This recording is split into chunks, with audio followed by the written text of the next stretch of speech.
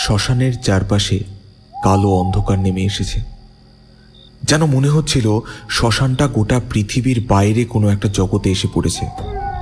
কোথাও কোনো শব্দ নেই, মাথার ওপর থেকে ভেসে যাওয়া ঠান্ডা হাওয়ারও কোনো শব্দ নেই।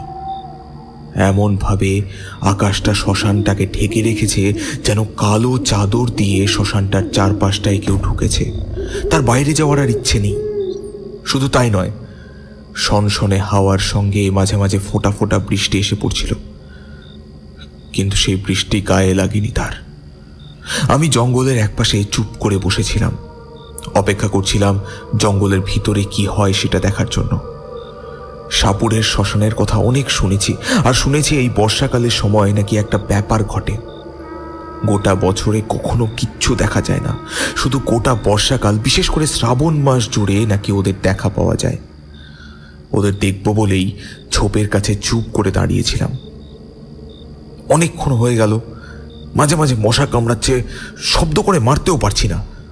তাছাড়া পরিত্যক্ত শ্মশান, কোথায় কি থাকে তা তো বলা যায় না। ভূত দেখতে এসে যদি সাপের কামড় খাই তাহলে আমি নিজেই ভূত হয়ে যাব।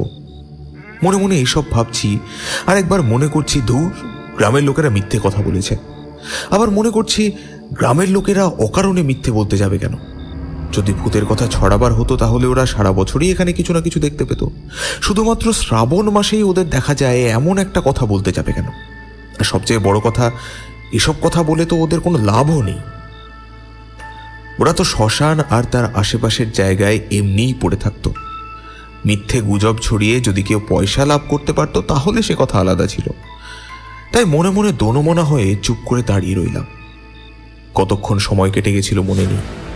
এমন সময় একটা হাসির শব্দ শুনে শ্মশানের সেই নিম গাছটার দিকে তাকিয়ে দেখি নিম গাছের তলায় কে যেন এসে দাঁড়িয়েছে। অনেকটা দূর থেকে হলেও মনে হলো একটা মেয়ে।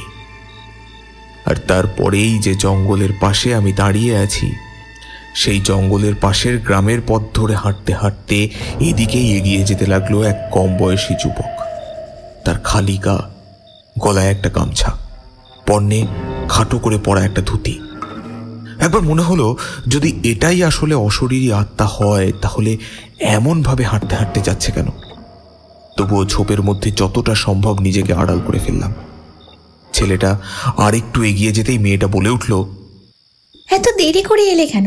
কতবার তোমায় বলেছি দেরি করে আসবে না। এখানে আমার একা একা দাঁড়িয়ে থাকতে ভালো লাগে না। তাছাড়া তুমি তো জানো গ্রামের লোকেরা কেমন। গ্রামের লোকেদের কথা ছাড়ো তো, তারা কখনো ভাবতেই পারবে না যে আমরা এখানে দেখা করতে আসি। এই তার থেকে চলো আমরা অন্য কোথাও দূরে চলে যাই, কেউ জানতেও পারবে না। আমার মাকে ছেড়ে আমি কোথায় যাব বলো তো? মা আবার গ্রামের ভিটেমাটি ছেড়ে কোথাও যেতে চায় না। আমি কতবার বোঝাবার চেষ্টা করেছি, গ্রামের লোকেরা কিছুতেই এই সমস্ত কথা শুনবে না। কিন্তু মা অপেক্ষা করে আছে, গ্রামের লোকেদের ঠিক সমস্ত কথা বোঝাতে পারবে। অনেক দেরি হয়ে যাবে না তো? যদি তার আগে কিছু হয়ে যায়, মানে তোমার যদি কিছু হয়ে যায়, তাহলে কিন্তু আমি বাঁচতে পারবো না। তোমায় ছাড়া আমি এক মুহূর্ত থাকতে পারবো না। আরে তুমি কাঁদছো কেন? তোমায় তো বলেছি আমি সব সময় তোমার সঙ্গেই থাকবো। আমি মৃত্যুর আগেও যেমন থাকবো, তেমন মৃত্যুর পরেও তোমার সঙ্গেই আমি থাকবো। তুমি কেঁদো না, আমি তোমায় ছেড়ে কোথাও যাব না। এরপরে আর কিছু শুনতে পেলাম না। তারা নিম গাছের তলা থেকে হাঁটতে হাঁটতে শ্মশানের অন্য পাশে যেতে লাগলো। আমিও অপেক্ষা করে রইলাম। কালো অন্ধকারের মধ্যে ওদের অস্পষ্টভাবে দেখতে পেয়েছি, যদিও পুরোপুরি ভালোভাবে নয়। বেশি দূর নয় বলেই বুঝতে পারছি, তবে কথাগুলো কিন্তু স্পষ্ট শুনতে পাচ্ছিলাম। একটু পরেই আশেপাশের অন্ধকারটা যেন কমতে শুরু করলো। বুঝতে পারলাম আকাশ থেকে মেঘ সরে চাঁদকে জায়গা করে দিচ্ছে। চাঁদের আলোটা শ্মশানের মধ্যে অল্প অল্প করে পড়ছে। কোথায় গেল ওরা? এই কথাটা ভাবতে ভাবতে ঝোপের কাছ থেকে বেরিয়ে আসবো এমন সময় অদ্ভুত একটা হাসির শব্দ শুনে বুকের রক্ত জল হয়ে গেল।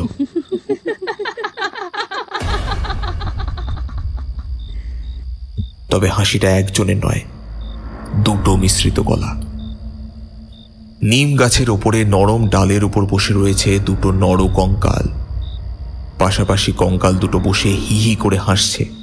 তাদের মধ্যে একজন বাজখাই গলায় বলে উঠল, কতদিন হয়ে গেল আমরা এইখানে থাকি, কিন্তু কিন্তু কেউ আমাদের এখান থেকে কোথাও নিয়ে যেতে পারবে না, কেউ আমাদের আলাদা করতে পারবে না। আলাদা করতে এলেই হলো, একটানে ঘাড় থেকে মুন্ডুটা ছিঁড়ে নেব।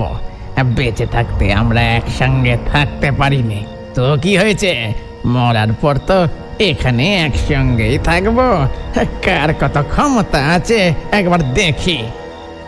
শুধু তাই নয়, অদ্ভুতভাবে হাসতে হাসতে ওই নিম গাছের উঁচু ডাল থেকে এক লাফে কঙ্কাল দুটো নিচে নেমে এলো। তারপর খটখট শব্দ করে শ্মশানের মাঝে এখানে ওখানে ঘুরে বেড়াতে লাগলো। আমার তো ততক্ষণে হৃৎপিণ্ড বন্ধ হয়ে যাওয়ার জোগাড়। বুঝলাম গ্রামের লোকেরা মিথ্যে বলেনি। বৈশাখ জ্যৈষ্ঠ আষাঢ় 3টে মাসেই মাঝে মাঝে রাতের বেলা আমি এখানে এসেছি, কিন্তু যেই শ্রাবণ মাসের প্রথম দিন পড়েছে অমনি আমি ওদের দেখতে পেলাম। সে দৃশ্য দেখার পরেও অনেকক্ষণ চুপ করে সেখানে বসেছিলাম। তারপর কখন যে সেখান থেকে উঠে গ্রামে নিজের বাড়িতে ফিরে এসেছি আমার নিজেরও মনে নেই। তাই বলছি, অন্য সময় ওই শ্মশান ঠিক আছে, কিন্তু শ্রাবণ মাসের কোনো দিন ওই শ্মশানে যাওয়া ভালো নয়। আর শ্রাবণ মাসের 27 তারিখ তো ওই দিন তো একেবারেই নয়।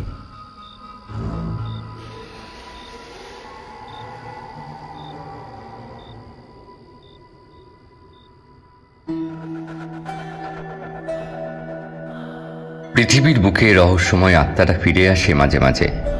কখনো কখনো পৃথিবীর মায়া কাটিয়ে যেতে পারে না তারা, কিন্তু মাঝে মাঝে সেই মায়ার সঙ্গে জড়িয়ে থাকে অন্য কিছু। হতে পারে প্রেম, প্রতিশোধ কিংবা আরও অন্য কিছু। গ্রামের এক শ্মশানে, যাকে সবাই সাপুড়ে শ্মশান বলেই জানে, সেখানকার ভৌতিক রহস্যময় কিছু ঘটনা প্রত্যক্ষ করার জন্য পৌঁছে যায় সেই শ্মশানে 3 জন। কিন্তু যে শ্মশানে রাতের অন্ধকারে গ্রামের মানুষ পা রাখতে চায় না, সেখানে ওদের নিয়ে যায় কে? শ্মশানের এক পুরো গাছের ডালে রাতের বেলা পা দোলাতে দেখা যায় কাদের? অতৃপ্ত আত্মার দল রাতের অন্ধকারে খুঁজে বেড়ায় কি তাদের নতুন কোনো শিকার? অতিরিক্ত কৌতূহল কি বিপদ ডেকে আনতে পারে এই 3 জন আগন্তুকের জন্য? যে গল্প জানে না কেউ, এই গল্প কি করে জানতে পারবে এই অন্য 3 জন জীবন্ত মানুষ? নমস্কার, আমি পার্থ প্রতিম। আজ আপনাদের জন্য রহস্যের অন্ধকারে রেখে গেলাম সুকান্ত দাসের কলমে সাপুড়ে শ্মশান।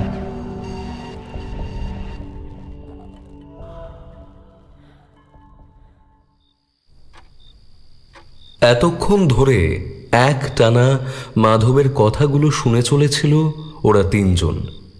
3 জনের মধ্যে সবচেয়ে বয়সে যে বড়, তিনি হলেন জগদীশ কুণ্ড। তার চেয়ে ছোট এবং তার সহকারী অবিনাশ সামন্ত, এবং সেই এই সমস্ত ব্যাপারে রিসার্চের বিভাগের নতুন একজন, যাকে সর্বকনিষ্ঠ বলা যায়, সে হল লাবণী হালদার। মাধবের কথা শেষ হলে লাবণী বলে উঠল, নেভার এন্ডিং লাভ স্টোরি কনসেপ্টটা কিন্তু বেশ ভালোই।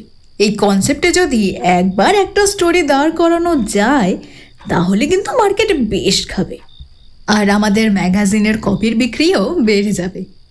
আচ্ছা, যদি ওই কঙ্কালের নিম গাছের উপর বসে পা দোলানোর ছবিটা আমরা তুলতে পারি, আর তার সঙ্গে যদি ওদের কথার সাউন্ড রেকর্ড করতে পারি, তাহলে কেমন হয়? ব্যাপারটা কি সম্ভব নয়? একেবারেই যে অসম্ভব নয় তা নয়, কিন্তু ঘোষ্টদের সব কথায় সাউন্ড কিংবা তাদের ছবি তোলা যায় না। ব্যাপারটা আমি অনেকবার চেষ্টা করেছি, ছবি উঠেছে, কিন্তু অ্যাকচুয়াল যার জন্য ছবি তোলা সেটা ছাড়া বাকি সব কিছুই দেখা যাচ্ছে। আর সাউন্ডের ব্যাপারটা যদি বলি তাহলেও কিছু আসে না। ব্যাপারটা বড়ই অদ্ভুত। হ্যাঁ, কিন্তু এমনই হয়। আমাদের গ্যাজেটগুলোকে আপলোড করতে হবে, এমন কোনো সাউন্ড সিস্টেমে রেকর্ড করতে হবে, কিংবা এমন কোনো ক্যামেরায় ছবি তুলতে হবে যেগুলো ওদের ছবি তুলতে পারবে। যেটা আমরা চোখে দেখতে পাই সেটা ক্যামেরায় আসবে না কেন? জগদীশ কুণ্ডু কম কথা বলে, কিন্তু ওদের বাগবিতণ্ডা শুনে এবার চুপ করে থাকতে না পেরে বলল, আচ্ছা, তোমরা একটু চুপ করবে, আমায় কথা বলতে দাও। আচ্ছা মাধব, আমায় তুমি একটা কথা বলো, তুমি তো শ্রাবণ মাসে প্রায় পরপর কয়েকদিন ওই শ্মশানে গিয়ে ওদেরকে ওখানে ঘুরে বেড়াতে দেখেছো। তুমি বলছো গ্রামের আরো অনেকেই দেখেছে, তার মানে আমরা যদি যাই আমরাও দেখতে পাবো। নিশ্চয়ই, কিন্তু একটা কথা, ওরা যেন বুঝতে না পারে আপনারা ওখানে রয়েছেন। ওরা বুঝতে পারলে কিন্তু ওখান থেকে চলে যাবে। আর আজ পর্যন্ত ওরা নিজে থেকে কারোর ক্ষতি করার চেষ্টা করেনি। তবে কেউ যদি ওদের ক্ষতি করার চেষ্টা করে তাহলে তাকে কিন্তু ওরা ছাড়বে না। যেমন পাশের গ্রামের নয়নলালের মাথাটা পড়েছিল শ্মশানের পূর্ব দিকে, সে হয়তো তাদের কোনো ক্ষতি করার চেষ্টা করেছিল, তাই তাকে ওভাবে। কথাটা বলার সময় মাধব ঠিক একটা মানুষের মাথা যেভাবে ছেড়ে যায় সেই ভঙ্গিটাই করল। তারপরে পূর্ব পশ্চিম দেখিয়ে মাথার শরীরটা ছুঁড়ে দেওয়ার ভঙ্গি করে খ্যাক করে হেসে ফেলল। তবে হ্যাঁ, আপনারা চাইলে যেতে পারেন, সঙ্গে আলো নিয়ে যাবেন। অন্য কিছু না হোক সাপখোপের ভয় তো আছেই, শ্মশানে এসবও থাকতে পারে, তাই সাবধানে আসবেন। বেশ, আজ অনেকটা রাত হয়ে গেছে। যতদূর বাংলা ক্যালেন্ডার সম্পর্কে আমার আইডিয়া আছে, এটা শ্রাবণ মাস চলছে। তার মানে এর মধ্যে যে কোনো একদিন রাতের বেলা শ্মশানে গেলেই আমরা ব্যাপারটা দেখতে পাবো। কাল রাতে প্রথমে আমি গিয়ে ব্যাপারটা দেখে আসবো, তারপরে গোটা প্ল্যানিংটা না হয় সাজানো যাবে। হ্যাঁ, আমিও একমত। কিন্তু স্যার, আপনি একা যাবেন? হ্যাঁ স্যার, একা একা যাবেন। যদি কোনো সমস্যা হয় তাহলে হেল্প করার জন্য আমরা তো থাকতে পারবো না। তাছাড়া এই গ্রামে মোবাইলের নেটওয়ার্কও তো ভালো নয়। লাবণী কিন্তু ঠিক বলেছে, অন্তত আমি আপনার সঙ্গে যাই। লাবণী এখানে থাকুক, ক্যামেরা, সাউন্ড গ্যাজেটস, তারপর আমাদের মোবাইল, টাকা পয়সা সমস্ত কিছু এভাবে রেখে সবার যাওয়াটা ঠিক হবে না। লাবণী এখানে থাকুক, আমি আর আপনি কাল রাতের বেলা গিয়ে একবার দেখে আসি। আসলে ওদের দেখা যায় কিনা, তারপরে সমস্ত প্ল্যানিং করে শুটের আর রেকর্ডিংয়ের ব্যবস্থা করব। কলকাতা আমি একবার গিয়েছিলাম, দেখেছিলাম ওই ধ্যারে রতনপুরে ওই সাপুড়ে শ্মশানের 2 কঙ্কালের রূপের জন্য যে এখানে কেউ আসবে তা আমি সত্যিই ভাবতে পারিনি। আপনাদের খবরটা কে দিয়েছিল বলুন তো? রাতের অন্ধকারে গ্রামের রাস্তাটা ধরে পথ চিনে চিনে অবিনাশ আর জগদীশ আসতে আসতে বলল, এইটাই তাদের কাছে অনেক বড় ব্যাপার ছিল। শ্মশানের কাছাকাছি এসে অবিনাশ বলল, মনে আছে স্যার, 2 বছর আগে একবার এমনটাই একটা শ্মশানে ভিজিট করতে গিয়ে কি দেখেছিলাম? সেই একটা শিয়াল, একটা ঘা হয়ে যাওয়া কুকুর, তাছাড়া আর কিছুই নেই। সারা রাতটা বেকার হয়ে গিয়েছিল। দেখি এবার এখানে কিছু দেখতে পাই কিনা। কিন্তু এই জায়গাটার একটা আলাদা ব্যাপার রয়েছে। প্রথমত, শ্মশানটার নাম সাপুড়ে শ্মশান। এমন নাম কেন হলো তার কোনো উত্তর নেই। আর একটা ব্যাপার দেখেছ, গ্রামের লোকেদের কাছে জিজ্ঞাসাবাদ করে শ্মশানের ব্যাপারে ভয়ঙ্কর কিছু কিন্তু জানা যায়নি। শুধু ওরা বলেছে শ্রাবণ মাসের রাতের দিকে শ্মশানটা একটু অন্যরকম হয়ে যায়। মাঝে মাঝে নাকি কান্নার শব্দ ভেসে আসে, আর লোকেরা কিন্তু বাড়িয়ে বাড়িয়ে অনেক কিছু বলে ফেলে। তবে গ্রামে তেমন কিছুই হয়নি, এটাই আমাকে ভাবাচ্ছে। অন্যান্য কেসগুলোর থেকে এটা একটু আলাদা। আমার কিন্তু ওটাই অবাক লাগলো। আমরা নিউজটা টিভি চ্যানেলে দেখব, আমাদের ম্যাগাজিনে থাকবে, এমনকি এটা নিয়ে আমরা একটা শো করতে পারবো। সেটা বলার পরেও এখানকার লোকেরা কিন্তু বেশি ইন্টারেস্ট দেখালো না, কেমন যেন একটা গা ছাড়া ভাব। ভাগ্যিস মাধবকে পেয়েছিলাম, নাহলে রাতে থাকার ব্যবস্থাটাও তো বোধহয় হতো না। লোকগুলো কেমন ভাবে আমাদের দিকে তাকাচ্ছিল, যেন ওদের শ্মশানের ভূতের খবর নিতে এসে আমরা অনেক বড় অন্যায় করে ফেলেছি। কথা বলতে বলতে ওরা শ্মশানের কাছে এসে পৌঁছলো। মাধবের সঙ্গে দিনের বেলায় শ্মশানটা একবার ওরা দেখে গেছে। বেশি বড় জায়গা নয়, একটা ফাঁকা মাঠের মতো জায়গা, তার মাঝামাঝি একটা নিম গাছ, তাছাড়া একপাশে লম্বা সারি দিয়ে কয়েকটা তাল গাছ। দূরের দিকে একটা রাস্তা চলে গেছে ও পাশের গ্রামে, আর এই গ্রামের মাটির রাস্তাটা জঙ্গল মতো জায়গাটা দিয়ে শ্মশানে গিয়ে ঢুকেছে। চারিদিকে নিশ্ছিদ্র অন্ধকার, এখন সেখানে অনেক জনের চিতার পোড়া কাঠের টুকরো ও ছোট ছোট কিসের যেন হাড় ভাঙা কলসি, এই সমস্ত ছাড়া অন্য কিছু দেখা যায় না। একপাশে একটা বড় মতো ঝোপ রয়েছে। সেইখানে গিয়ে অবিনাশ আর জগদীশ বসল। সঙ্গে মোবাইল রয়েছে। টর্চের আলোতে সব কিছু দেখা যায়। কিন্তু শ্মশানে ঢোকার সঙ্গে সঙ্গে জগদীশের যেন কি একটা মনে হলো। শ্মশানে পা দিয়েই শরীরটা কেমন শিরশির করে উঠল। জগদীশ এই প্যারানর্মাল রিসার্চ ডিপার্টমেন্টের একরকম ফিল্ডের প্রধান বলা যেতে পারে। এসব নিয়ে তাকে বিস্তর পড়াশোনা করতে হয়েছে। সেই পড়াশোনার মধ্যে থিওরি ছাড়াও বেশ কিছু প্র্যাকটিক্যাল প্ল্যানচেট, এমনকি বেশ কিছু এমন এমন কাজ করতে হয়েছে যেগুলো অন্য কেউ ভাবতেও পারবে না। তাই এই ভূত প্রেত স্পিরিট নিয়ে তার বেশ কিছু আলাদা জ্ঞান রয়েছে। তাই শ্মশানে পা দিয়েই জগদীশ বুঝতে পারল এখানে সত্যি সত্যি কিছু একটা আছে। অবিনাশ, খুব সাবধানে থাকবে। ওই ঝোপটার কাছে আমরা লুকিয়ে সমস্ত কিছু দেখব। মনে রেখো, যাই হয়ে যাক না কেন আমরা কিন্তু বাইরে বেরোবো না। আজকে শুধু আমাদের ফিল্ড দেখে যাওয়ার কথা। কথাটা যেন সবার মনে থাকে। বেশি বাড়াবাড়ি করো না। হঠাৎ করে জগদীশ স্যারের মুখের ভাষা আর কথার টোন বদলে যাওয়ায় কেমন যেন অবাক হলেও অবিনাশের কিন্তু কিছুই করার নেই। জগদীশের সঙ্গে সে প্রায় 3 বছরের বেশি কাজ করছে। সে জানে লোকটা মজার সময় যেমন মজা করতে জানে, তেমন কাজের সময় কাজ। তাই শ্মশানে পা দিয়ে লোকটা বেশ সিরিয়াস হয়ে গেছে। ঝোপের কাছে একটা জায়গা দেখে দুজনে মিলে বসে পড়ল। তারপরে শুরু হলো অপেক্ষা। রাত যত গভীর হতে লাগলো তত ওদের মনে হতে লাগলো শ্মশানের চারপাশটা যেন কেমন নিস্তব্ধ হয়ে আসছে। পরিবেশ ভারী হয়ে উঠল। আর একটু পরেই একটা ঠান্ডা হাওয়া দিতে লাগলো। আর ঠিক তখনই অবিনাশের চোখ চলে গেল নিম গাছের ডালের দিকে।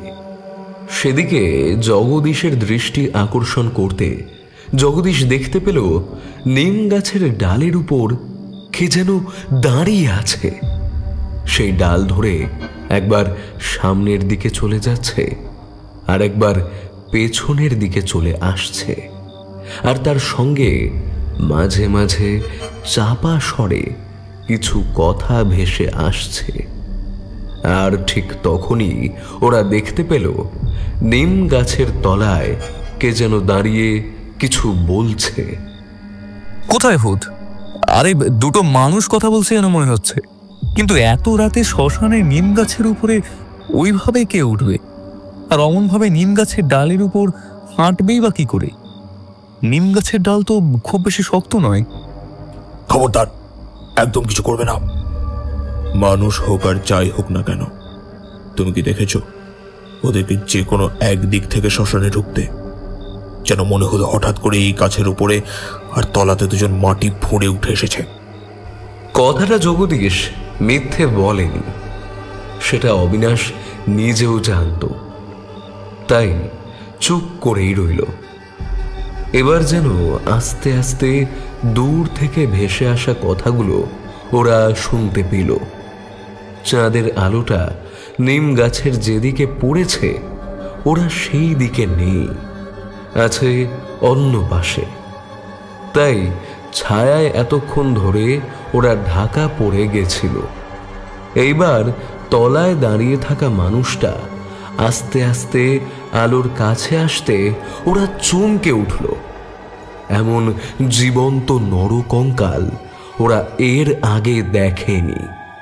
ঠিক তখনই শুনতে পেল গাছের তলায় দাঁড়িয়ে থাকা সেই নরকঙ্কালটা কথা বলছে। দেখেছ, আজ রাতে আমাদের দেখার জন্য কারা যেন এসেছে। ওই ঝোপের কাছে চুপ করে বসে আছে। একবার গাছ থেকে নেমে আসো, চলো ওদের দুজনকে একটু দেখা দিয়ে আসি।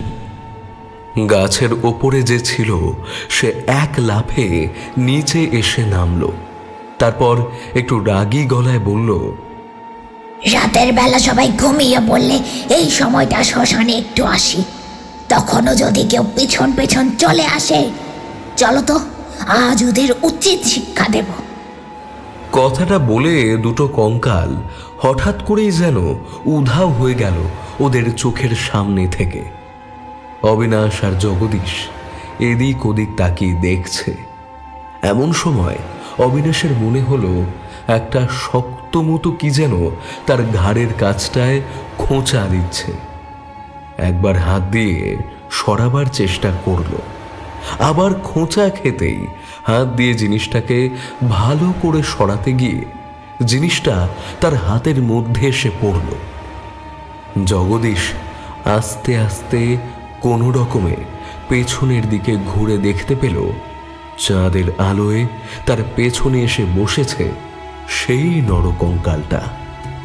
তার দুটো লাল টকটকে চোখ যেন অবিনাশের দিকেই তাকিয়ে আছে।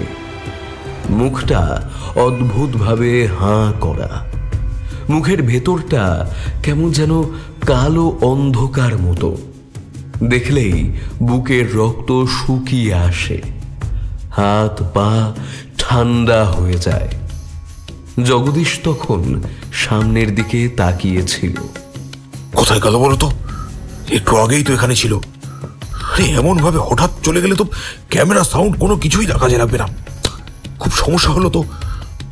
অবিনাশ বলতে গেল তোদের পেছনেই তারা দাঁড়িয়ে আছে, তবে সে কিন্তু কিছু বলতে পারল না। মুখের ভেতরেই যেন কথাটা আটকে গেছে। অবিনাশ কিছু বলছে না দেখে জগদীশ এবার অবিনাশের গায়ে একটা হাত রেখে বলল, বুঝতে পেরেছি, আজ রাতে আর কিছুই দেখা যাবে না, চলো আমরা এখন এখান থেকে উঠি। কথাটা বলে অবিনাশ ঝোপ থেকে উপরে উঠতে যাবে, এই এমন সময় পেছনের দিকে তাকিয়ে অবিনাশের ঘাড়ের উপর দুটো হাত রেখে একটা কঙ্কালকে বসে থাকতে দেখল। আর তারপরে দেখল ঠিক তার থেকে 2 হাত দূরে পেছনে আর একটা কঙ্কাল দাঁড়িয়ে রয়েছে, আর সেই কঙ্কালটা তার দিকেই তাকিয়ে আছে। তোদের সাহস তো কম নয় রে, তোরা আমাদের দেখতে এসেছিস? এই নে ভালো করে দেখ, আর কিছু দেখবি? কথাটা বলে পেছনে দাঁড়িয়ে থাকা নরকঙ্কালটা আস্তে আস্তে জগদীশের দিকে এগিয়ে আসতে লাগলো। জগদীশ প্রথমটা চমকে উঠেছিল, তারপরে নিজেকে সামলে নিল যেন। তারপর গলার মধ্যে ঝুলিয়ে রাখা সেই অদ্ভুত দর্শন মালাটা বাইরে বার করে আনলো, আর সেটা ডান হাতে চেপে ধরে কঙ্কালটার দিকে এগিয়ে দিতেই চোখের সামনে কঙ্কালটা যেন হাওয়ায় মিলিয়ে গেল। কিন্তু দ্বিতীয় কঙ্কালটা ততক্ষণে অবিনাশের গলাটা 2 হাতে চেপে ধরতে শুরু করেছিল। গলায় চাপটা কমতেই কোনো রকমে অবিনাশ ফ্যাস ফ্যাসে গলায় বলল, স্যার, সঠিক সময় আপনি না বাঁচালে আজকে ওদের সঙ্গে আমাকেও কঙ্কাল হয়ে যেতে হতো।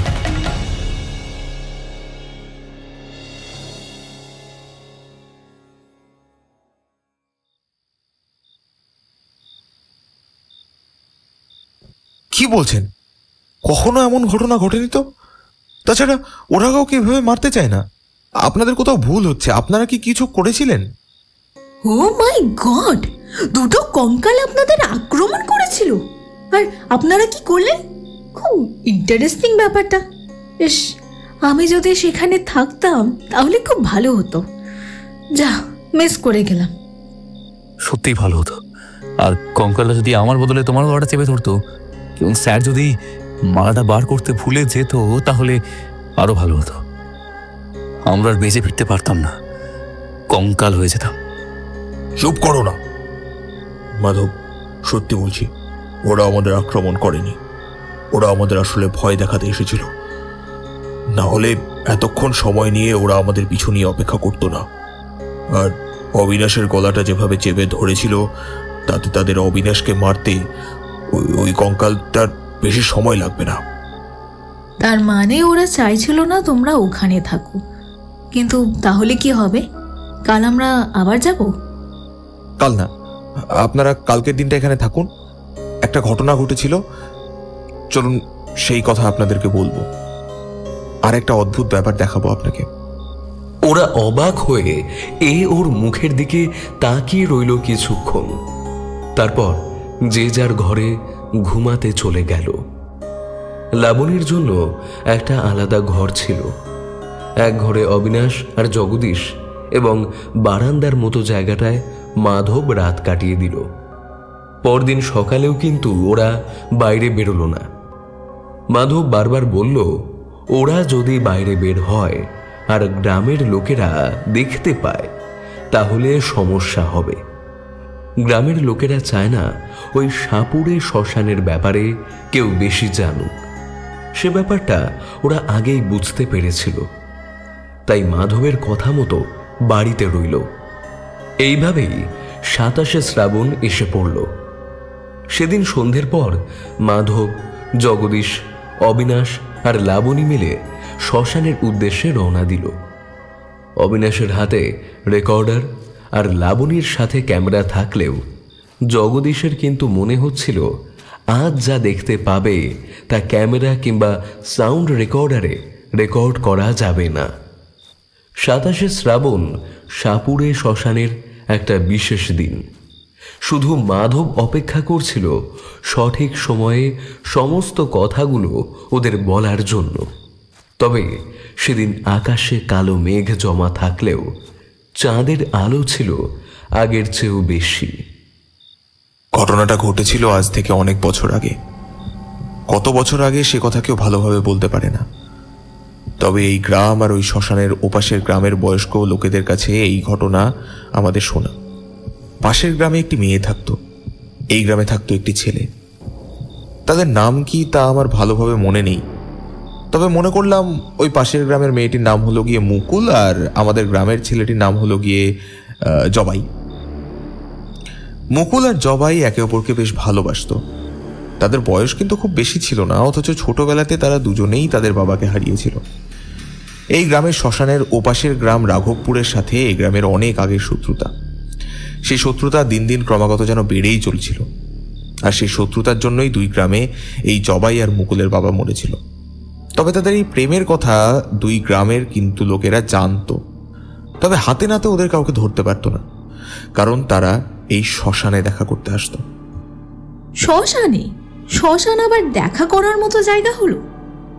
শ্মশান দেখা করার মতো জায়গা নয়, আর সেই কারণেই ওরা দেখা করতে আসতো শ্মশানে, যাতে তাদের কথা কেউ জানতে বা বুঝতে না পারে। তবে একদিন একটা দুর্ঘটনা ঘটে গেল। সেদিন গ্রামের লোকেরা কিভাবে যেন বুঝতে পেরেছিল যে এই গ্রামের জগাই আর ওই গ্রামের মুকুল সন্ধ্যের পর অন্ধকারে শ্মশানে দেখা করতে আসবে। তাই তারাও তককে তককে রইল, সুযোগ বুঝে অপেক্ষা করতে লাগলো ওদের আসার জন্য। শ্মশানের পাশের ঝোপে ওদের গোটা দল প্রতীক্ষা করছিল দুজনের শ্মশানে আসার। ধীরে ধীরে রাত বাড়তে লাগলো। রাত একটু বেশি হতেই চারপাশে যখন অন্ধকার নেমে আসলো, তখন অন্ধকারের মধ্যে প্রথম একটা ছায়ামূর্তি এসে দাঁড়ালো ওই নিম গাছের তলায়। ঠিক তারপরেই ওই দিক থেকে আরেকটা ছায়ামূর্তি এসে দাঁড়ালো। দুজনে এখানে এসে দাঁড়াতেই চাপা স্বরে কথাবার্তা শুরু হলো।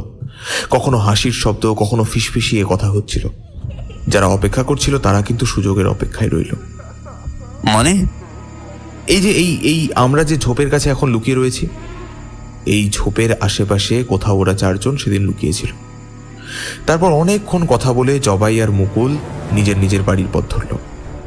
জবাই শ্মশানের কাছ দিয়ে বেরিয়ে যেতেই ওদের মধ্যে দুজন লোক ঝোপের কাছ থেকে উঠে শ্মশানের মধ্যে দিয়ে দৌড়তে শুরু করলো ওদের দিকে। কিন্তু গ্রামের লোকেরা তো অনেক অপেক্ষা করেছিল, কিন্তু কিসের জন্য? তারা মুকুল আর জগাই দুজনকে কি যেতে দিয়েছিল? মাধব সামান্য হাসল। চাঁদের অল্প আলোয় তার হাসিটা কেমন যেন অদ্ভুত মনে হলো। মাধবের পাশে বসে রয়েছে জগদীশ, তার পেছনে অবিনাশ, আর তার পেছনে লাবণী। চারপাশের অন্ধকার আরো বেড়ে উঠেছে, আর অন্ধকার যত বাড়ছে চাঁদের আলোটা ঠিক ততই নিম গাছটার আশেপাশের স্থানটাকে আলোকিত করে চলেছে। ওই চারজন লোক কিন্তু আসলে জগাইয়ের কোনো ক্ষতি করতে চায়নি, তারা চেয়েছিল মুকুলের ক্ষতি করতে। মুকুল পাশের গ্রামের মেয়ে, তার ক্ষতি করার জন্য তারা তৈরি হয়েছিল। তাই জগাই চলে যেতে এই দুজন মিলে ছুটে গিয়ে শ্মশানের একদম প্রান্তের জঙ্গল মতো একটা জায়গা থেকে মুকুলকে ধরে আনলো। মুকুল হয়তো ভাবতেও পারেনি তার জন্য এমনভাবে জগাইয়ের গ্রামের লোকেরা ফাঁদ পাতবে। মেয়ে মানুষ, তার উপরে সে অতটা সাবধান ছিল না। পেছন থেকে তার মুখ চেপে ধরে হাত পা বেঁধে তাকে খুব তাড়াতাড়ি ওরা তুলে নিয়ে এলো এই নিম গাছের তলায়। তারপর চারজন মিলে পিটিয়ে পিটিয়ে হাত পা বাঁধা অবস্থায় মুকুলকে হত্যা করলো। কথাটা মাধব কেন যেন একটা অদ্ভুত গলায় বলল। মুকুলের মুখটা বাঁধা ছিল, তাই বেচারি চিৎকার করে কাঁদতেও পারেনি, কাউকে ডাকতেও পারেনি। তার উপর লোকগুলো সবকিছু তৈরি করেই রেখেছিল। তখন শ্মশান পরিত্যক্ত ছিল না, শ্মশানে মরা পোড়ানো হতো। মুকুলকে পিটিয়ে তাকে রক্তাক্ত করে ওরা এটার কাঠ সাজালো। তারপর সেই চিতার ওপর মুকুলকে তুলে দিয়ে তাতে আগুন ধরিয়ে দিল। আগুনের পাশে দাঁড়িয়ে সেই চার শয়তান জয়ের হাসিতে উল্লাস করছিল। আর ঠিক তখনই আর একটা ব্যাপার ঘটে গেল। অবিনাশ, জগদীশ, এমনকি লাবণী পর্যন্ত রুদ্ধশ্বাসে মাধবের গলা শুনে চলেছিল। কিন্তু এমন একটা জায়গায় এসে মাধব, জগদীশ অধৈর্য হয়ে বলল, তারপর আবার কি হলো? সেই রাতে কি ওই শ্মশানে আরো কেউ এসেছিল? মাধব সামান্য হাসল, তারপর বলল, একটু অপেক্ষা করুন না। আপনারা এত দূর থেকে এসেছেন, আপনাদের শুধু গল্প শোনাবো, চোখে কিছুই দেখাবো না, সেটা তো হতে পারে না। তবে হ্যাঁ, ক্যামেরা বার করে কোনো লাভ নেই। ক্যামেরায় কিছুই দেখতে পাবেন না, কিছু রেকর্ডও করতে পারবেন না। উপরে বসে বসে দেখুন, আমি এই সামনের দিকটায় বসছি। কথাটা বলে মাধব ওদের পাশ থেকে উঠে সামনে ঝোপটার কাছে গিয়ে বসল। ওরা তিনজনে কেমন যেন অবাক হয়ে গেল। অদ্ভুত। তাছাড়া শ্মশানের চারপাশটা কেমন যেন ভারী হতে শুরু করেছে। হঠাৎ করেই শ্মশানে কি যেন একটা পরিবর্তন হয়ে গেল। লাবণী নিম গাছের দিকে তাকিয়ে প্রায় চিৎকার করে বলে উঠল, আরে নিম গাছে তলায় ওটা কি হচ্ছে? লাবণীর কথায় দুজনেই সঙ্গে সঙ্গে সামনের দিকে তাকালো। তারপর প্রায় চিৎকার করে উঠতে গিয়েও লাবণী শেষের দিকে কথাগুলো সামলে নিয়েছিল। কিন্তু নিম গাছের দিকে তাকিয়ে ওদের চারজনের গোটা শরীর কেমন যেন বরফের মতো হয়ে গেল। নিম গাছের সঙ্গে কাকে যেন বেঁধে রাখা হয়েছে, আর বেঁধে রাখা সেই মানুষটার উপরে চারজন মিলে লাঠি দিয়ে বারবার আঘাত করছে। একটা চাপা গো গো শব্দ ভেসে আসছে। নিম গাছ থেকে ঝোপটা খুব বেশি দূরে নয়, ভালো করে হিসেব করলে 10-15 হাত। চাপা কথাও ভেসে আসছে সেখান থেকে, যেন কেউ উচ্ছ্বসিত হয়ে মারতে মারতে মাঝে মাঝে হেসে উঠছে। অবিনাশের গোটা শরীর কেমন শিরশির করে উঠল। জগদীশ কিন্তু ব্যাপারটা আন্দাজ করতে পেরেছে। লাবণী কিছুই বুঝতে পারছিল না। মাধবের গলা আবার শোনা গেল।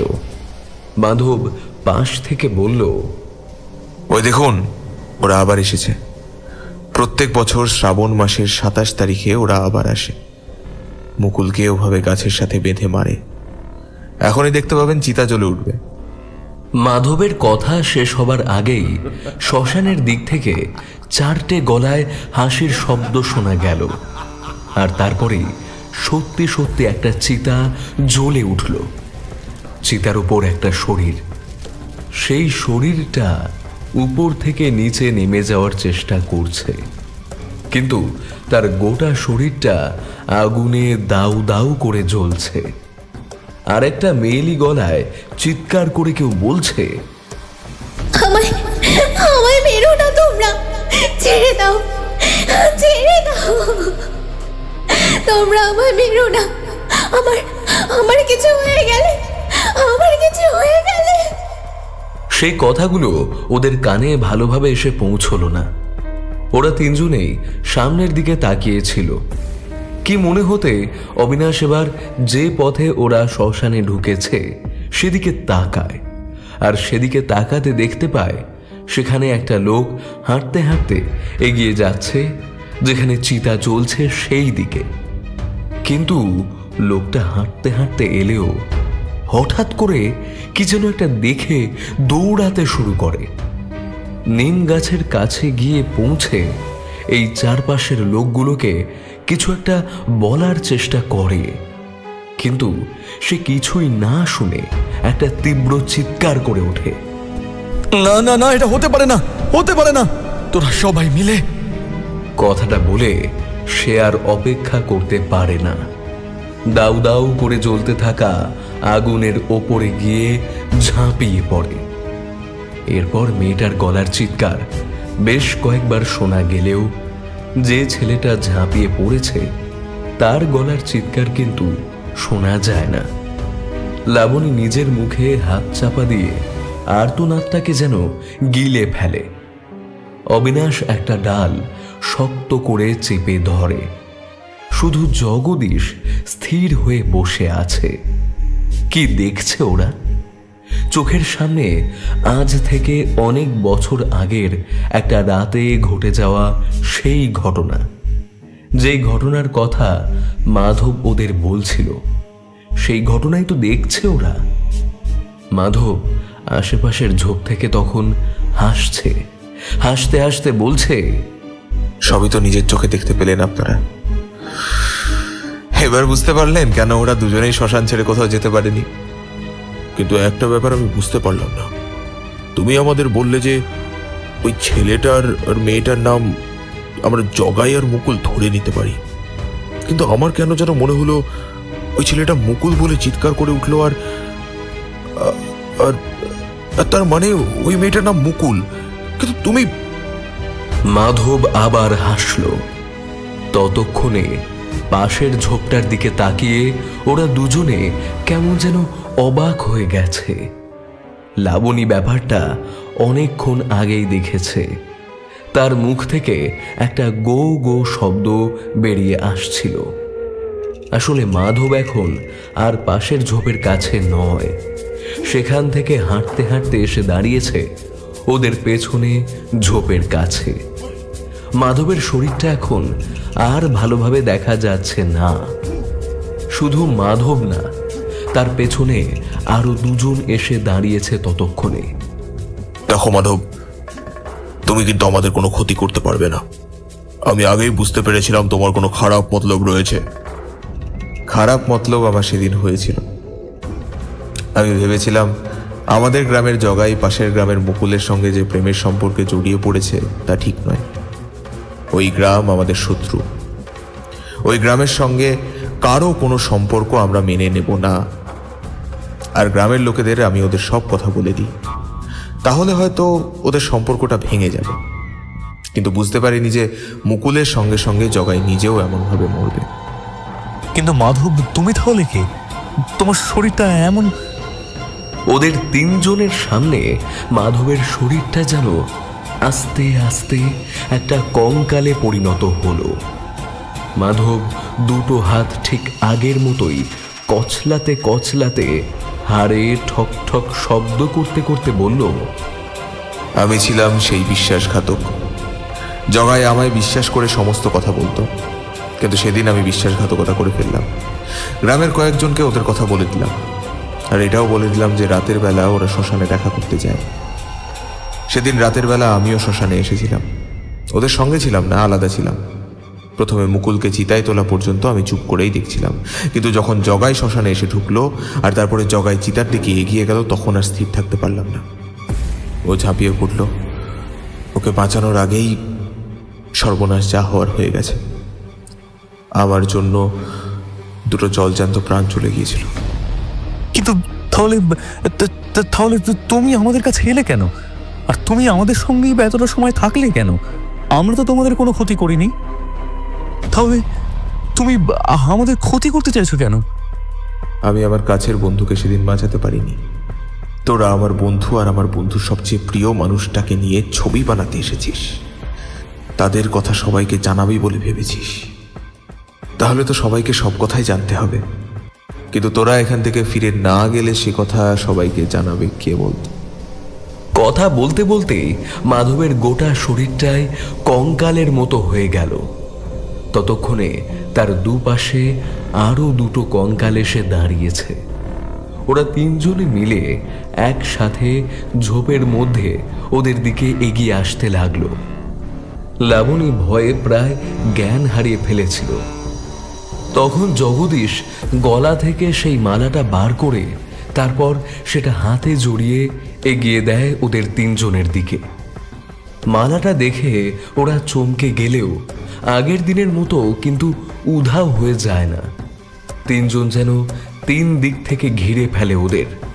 তারপরে অদ্ভুতভাবে হাসতে থাকে সেই তিনটে কঙ্কাল। খটখটে শব্দ হতে চারপাশটা ভরে ওঠে। অবিনাশ ভয় পাওয়া গলায় বলে, এবার কি হবে স্যার? আমরা এখান থেকে যদি বেরোতে না পারি তাহলে এই সাপুরে শ্মশানের গল্প কাউকে জানাবো কি করে? আর সেটা না জানাতে পারলে তো আমাদের এখানকার সমস্ত কাজ নষ্ট হয়ে যাবে। কিন্তু আমার মনে হচ্ছে না এখান থেকে আমরা এখন বেরোতে পারবো। ওরা বোধহয় আমাদের এখান থেকে দূরে নিয়ে কোথাও যাবে না। আজ রাতে কোনো একটা কারণে ওই তিনটির ক্ষমতা বেড়ে গেছে। তাদের শরীরটা কঙ্কাল থেকে আস্তে আস্তে বদলে গেল।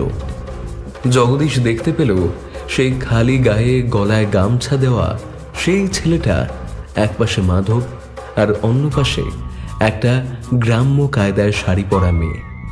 তার মাথার পেছনে দুটো বেনু ঝুলছে। তিনজনেরই চোখের দৃষ্টি টকটকে লাল। আর ঠিক তখনই একটা হই হই শব্দ শোনা গেল। কয়েকজন লোক হ্যারিকেন, লাঠিয়াল আর মশাল হাতে শ্মশানে এসে ঢুকল। চারপাশ থেকে সেই তিনটি প্রেত মূর্তি যেন হাওয়ায় মিলিয়ে গেল আস্তে আস্তে।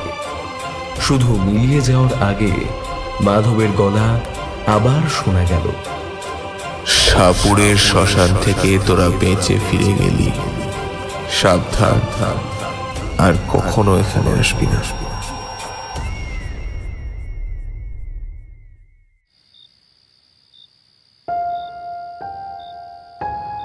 জগদীশ পাথরের মতো ঠায় দাঁড়িয়েছিল। অবিনাশ লাবণীর ঘাম দিয়ে জ্বর ছাড়ল। গ্রামের লোকেরা শ্মশানে এসে ঢুকল। তাদের মধ্যে একজন বলল, আপনারা ঠিক আছেন তো? সন্ধ্যের অন্ধকারে একজন আপনাদের এই শ্মশানের দিকে আসতে দেখেছিল। আপনাদেরকে প্রথমেই বলেছিলাম এই জায়গাটা ভালো নয়, এখানে আসতে না। আপনারা তো আমাদের কথা শুনলেনই না। কিন্তু আপনারা ছিলেন কোথায় এই কদিন? মাধবের বাড়িতে ছিলাম আমরা, কিন্তু এখন তো মনে হচ্ছে মাধব। সর্বনাশ! মাধব?